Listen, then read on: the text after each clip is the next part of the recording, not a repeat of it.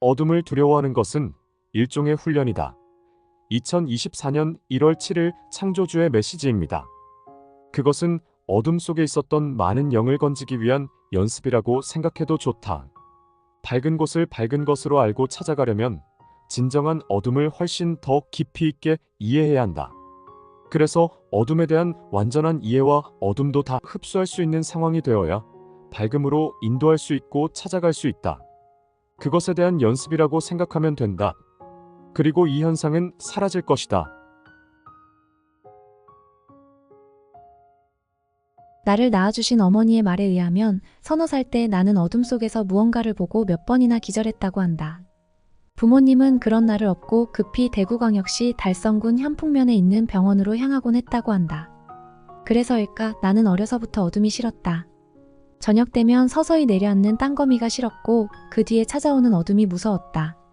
동네 친구들과 신나게 구슬치기, 딱지치기 하다가도 어두워지면 서둘러 집으로 향했다.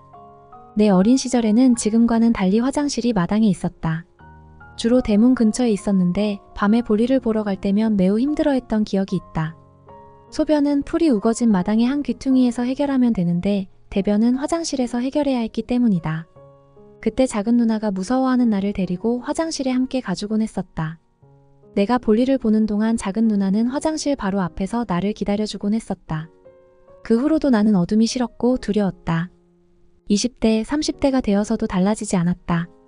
내 인생에서 그 어둠이 나를 집어삼켰던 때가 있었다. 지금 생각해도 너무나 가혹했고 괴롭고 고통스러운 시간이었다. 고백하자면 내가 지금 그때의 어둠에 대해 느끼고 있는 이 고통은 전 여자친구의 죽음과 관련이 있다. 내 나이 33살의 여름이 끝나가던 무렵이었다. 당시 나는 전북 완주군 용진면 대형 아파트에서 살고 있었다. 그 여름 끝자락의 어느 날 나는 꿈 하나를 꾸었다. 내가 심근경색으로 죽은 여자친구의 영정사진을 들고 있는 예지몽이었다. 꿈에서 깨어났지만 내 기분은 찜찜하기 짝이 없었다. 애써 잊으려 해도 마음이 불편하기만 했다. 나는 여자친구에게 꿈 이야기를 해주어야 하나 말아야 하나 고민했다. 죽음을 예지하는 꿈 대상의 죽음은 막을 길이 없다는 것을 그때 알았다. 그날 오전 나는 평소 내가 좋아하는 잔치국수를 직접 끓였다. 평소 같으면 맛있게 잔치국수를 먹었을 텐데 왠지 그날 여자친구의 태도는 달랐다. 두어 달 전에 있었던 둘 사이의 문제를 소환하며 시비를 걸어왔다. 기분이 상한 나는 왜 몇 달이나 지난 이야기를 꺼내고 그래? 같이 먹으려고 힘들게 국수 끓였는데 라고 퉁명스럽게 말했다. 그러자 여자친구는 맞아, 오늘따라 내가 왜 이러지 하면서 그 상황은 일단락되었었다. 하지만 떨떠름한 기분을 떨쳐내지 못한 나는 온종일 여자친구와 말을 나누지 않았다. 나는 기분이 상하면 그 기분을 아주 오래 가져가는 못난 면이 있다. 안 좋은 버릇임이 틀림없다. 그날 여자친구는 전북대학교 동물병원에 입원해 있는 요크셔 테리어 쥐방울이 너무 보고 싶다고 했다. 쥐방울은 나의 실수로 앞발 발가락 신경 4개가 끊어진 상태였다. 함께 쥐방울을 보고 집으로 돌아오면서 나는 고민하던 새벽 꿈 이야기를 하고 말았다. 오늘 새벽에 꿈을 꿨는데 자기가 죽는 꿈이었어. 내 말을 듣고도 그녀는 아무 말이 없었다. 그냥 가만히 있었다. 괜히 말했나 싶은 생각에 나는 또 기분이 찜찜해졌다. 결국 다음날 오전 일이 터지고 말았다. 11시경 여자친구가 갑자기 식은땀이 나고 몸이 잘 움직여지지 않는다고 호소해온 것이다. 너무 힘들다면서. 내가 봐도 힘이 하나도 없고 당장 무슨 일이 벌어질 것 같았다. 나는 급히 119에 전화했다. 빨리 와달라고 재촉하면서. 그러곤 여자친구에게 옷을 입혀주었다. 그런데 몇 분이 지나지 않아 이상할 정도로 여자친구의 상태가 호전되었다. 구급차를 돌려보내고 내 차로 병원에 가기로 했다. 그녀는 힘든지 잠시 소파에 앉아 있었다. 그 순간 내 옆에 앉아있던 그녀가 몹시 불안해하는 목소리로 말했다. 자기야, 이상해. 손이 안 움직여. 라고. 갑자기 손가락이 움직여지지 않는다는 것이었다. 나는 왜 그래? 손이 왜 안 움직여? 라고 떨리는 음성으로 말하곤 그녀의 두 손을 주물러 주었다. 그때 자신의 얼굴을 들여다보는 내 앞에서 그녀가 고개를 아래로 떨어뜨렸다. 직감적으로 무서운 생각이 들었다. 나는 괜찮으냐고 물으며 그녀의 어깨를 살짝 흔들었다. 그러자 갑자기 그녀가 앞으로 폭 고꾸라졌다. 그녀의 입에다 귀를 대어보니 숨을 쉬지 않았다. 그녀의 얼굴은 백지장처럼 하얗게 변했다. 나는 다시 다급한 목소리로 119에 전화를 걸었다. 당시 그녀가 죽을 거라는 걸 직감한 나는 울부짖으며 그녀를 흔들어댔다. 어떻게 인공호흡을 하는지 몰라 심장 마사지도 하지 않고 그녀의 입에 숨만 불어넣었다. 구급차가 오고 있다는 것을 알면서도 나에겐 1분이 마치 10분처럼 느껴졌다. 너무 다급한 나머지 나는 그녀를 안고 내 차로 병원에 가려 했다. 하지만 그녀를 안으려고 해도 평소 그렇게 무겁지 않던 사람이 들리지 않았다. 의식을 잃은 그녀의 몸은 바위처럼 무거웠다. 내가 살던 용진면은 시골이어서 구급차가 도착하기까지 10분 정도 걸렸다. 그 구급차로 20분가량 더 달려 우린 다시 전북대병원으로 갔다. 급히 전북대병원 응급실에 도착하자 병원 의료진은 그녀에게 CPR을 진행했다. 의료진이 아무리 심장 마사지를 해도 그녀는 깨어나지 않았다. 코마 상태에 빠진 것이다. MRI 촬영 결과 의료진은 여자친구에게 심근경색이 한 번 지나간 흔적이 보인다고 했다. 의료진은 그 사실을 모르고 있었느냐고 내게 물었다. 나는 전혀 몰랐었다. 다만 1년 전부터 그녀가 갑자기 극심한 가슴 통증과 등 부위 통증을 호소하며 잘 걷지 못하는 일이 잦았었다. 심상치 않았던 그 일이 내 머리에 떠올랐다. 그것이 심근경색의 전조 증상이었던 셈이다. 그녀가 의식을 잃은 지 6일째 되는 날이었다. 찜질방에서 자고 있을 때 그녀가 내 꿈에 나타났다. 얼굴은 보이지 않고 그녀는 그저 음성으로만 안녕, 잘 있어 라고 인사했다. 그 말을 하는 그녀의 목소리가 얼마나 달콤하고 황홀하고 아름답던지 나는 잠을 깨자마자 그녀가 살아났나 싶었다.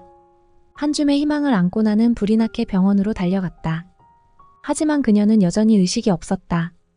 의식을 잃은 지 10일 후 그녀는 세상을 떠났다. 여자친구가 세상을 떠난 후 나는 2마리의 강아지들과 함께 고향 대구로 이사했다. 그녀가 세상을 떠난 후부터 어둠이 주는 무서움은 이루 말할 수 없을 정도로 커졌다. 저녁 어스름이 깔리기 시작하면 나도 모르는 사이 마치 안개처럼 무서움이 밀려왔다. 나만 아는 무서움이었다. 당시 어둠이 내게 주었던 무서움의 크기가 어느 정도였는지 짐작이 되지 않을 수도 있으리라. 일단 나는 밤만 되면 일부러라도 술을 마시곤 했다. 취기가 오르면 어둠이 주는 두려움이 어느 정도 사그라졌기 때문이다. 그렇게 술에 취해 잠들곤 했다. 깨고 나면 어느새 오후 1~2시였다. 이런 날들이 반복되었다. 한 번은 근처 달성군 현풍면에 계시는 어머니를 모시고 와서 함께 지내기도 했다.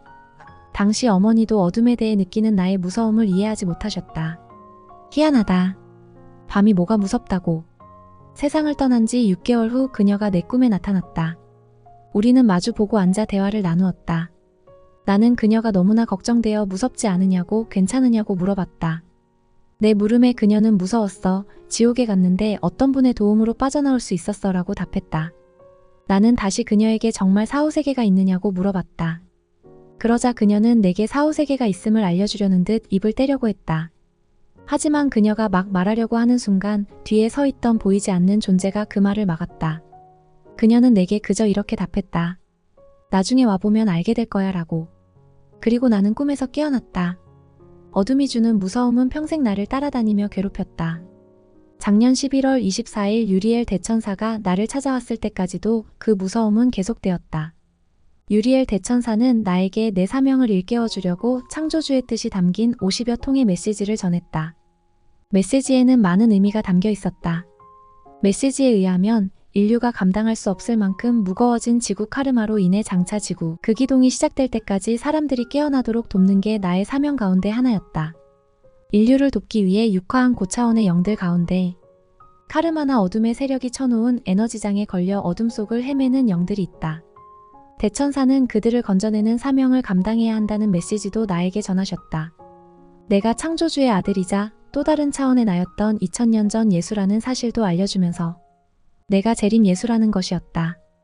유리엘 대천사를 비롯해 가브리엘 대천사장과 라파엘 대천사, 가이아 어머니께서도 같은 말을 해주었다. 하지만 나는 그때까지도 어둠이 주는 두려움조차 극복하지 못하고 있었다. 내가 유리엘 대천사에게 물었다. 지금의 저는 밤이 되면 어두움 때문에 너무 무섭고 고통스러운데 이렇게 보잘것없는 제가 그런 큰일을 감당할 수 있을까요? 그러자 아버지께서는 유리엘 대천사를 통해 말씀하셨다. 어둠을 두려워하는 것은 일종의 훈련이다. 그것은 어둠 속에 있었던 많은 영을 건지기 위한 연습이라고 생각해도 좋다. 밝은 곳을 밝은 것으로 알고 찾아가려면 진정한 어둠을 훨씬 더 깊이 있게 이해해야 한다. 그래서 어둠에 대한 완전한 이해와 어둠도 다 흡수할 수 있는 상황이 되어야 밝음으로 인도할 수 있고 찾아갈 수 있다. 그것에 대한 연습이라고 생각하면 된다. 그리고 이 현상은 사라질 것이다. 그 말을 듣고 나자 어둠에 대한 나의 관점은 완전히 달라졌다. 나는 훈련 중이고 그 훈련은 꼭 필요하다는 것. 그렇게 바뀐 것이다. 어둠에 대한 이런 메시지를 받은 지 딱 4일 만에 나는 어둠이 주는 두려움을 완전히 극복할 수 있었다. 어둠을 바르게 이해하게 되었다. 어둠의 실체를 알게 된 나는 자정이 다 된 시각에 안방불을 끄고 두 팔 벌려 어둠을 흡수하는 의식을 치렀다. 그런 과정을 통해 어둠이 주는 두려움을 이겨낼 수 있었다. 지금은 오히려 어둠이 더 편안하다. 방이 캄캄해야 잠을 잘 수 있을 정도가 되었다. 나는 농담 삼아 이불은 필요 없다. 어둠이 나를 감싸 안는 푹신한 이불이기 때문이다라고 말한다. 내가 이렇게 나에 대해 장문의 고백을 늘어놓은 것은 빛을 알기 위해선 어둠을 먼저 알아야 한다는 걸 알려주기 위해서다. 어둠에 대한 완전한 이해가 빛에 대한 이해로 이어지기 때문이다. 최근 나에게 책 쓰기 교육과 영적 성장 교육을 받은 40대 초반의 김가람 작가가 있다. 그녀도 평생을 나처럼 어둠 때문에 고통받은 사람이다. 밤에 혼자 잘 수 없으니 성인이 되어서도 그녀는 부모님과 함께 생활해야 했다. 최근까지 한 남자와 동거하고 있는 것도 그런 이유 때문이었다. 그녀의 말로는 사랑하거나 그런 사이는 아니라고 했다. 방은 따로 쓰지만 한 집에 다른 누군가가 함께 있어주는 것만으로도 안심이 되어서라고 했다. 그녀에게 책 쓰는 방법을 교육해주던 나는 어둠이 주는 두려움에서 벗어나도록 해주고 싶었다. 나는 자신이 겪는 두려움을 이해하게끔 그녀에게 그 어둠의 실체를 바르게 설명해 주었다. 어둠을 극복하는 방법까지도 알려주었다. 그녀는 그날 밤 집에서 내가 알려준 방법을 그대로 실천했다고 한다. 그러고 며칠 만에 어둠이 주는 두려움을 극복해냈다. 그녀에 관한 후기는 내가 운영하는 온라인 카페에서 확인할 수 있다. 마지막으로 여러분에게 이 말을 들려주고 싶다. 존재하는 모든 것들은 어둠에서 나왔으며 어둠은 결코 무서운 게 아니라는 것. 어둠은 모든 걸 담고 있어 그렇게 비치는 것일 뿐이다. 어둠과 빛은 하나라는 것을 기억하라.